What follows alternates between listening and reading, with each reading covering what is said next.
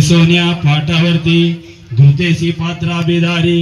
घेऊन आली आपण शिरी शाकपाक तेवळी ती श्रीमंती होणारी आम्ही आतिथ्य आलो दुरी देखून तुझे रूप सुंदरी आविष्ट मानसी आणि कवसे नग्न होऊन आम्हासे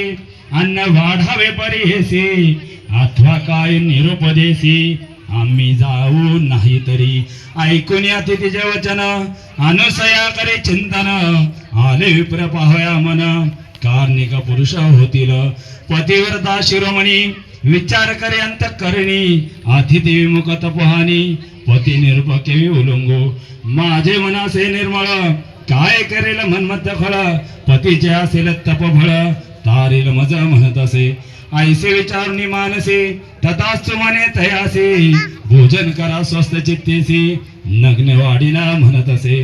पाकस्थानात जाऊन आपण चिंतन करे पतीचे चरण वस्त्रे फेडून झाले नग्न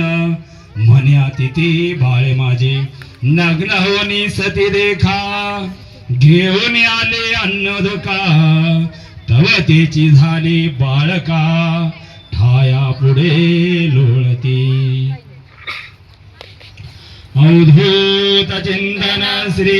गुरुदेव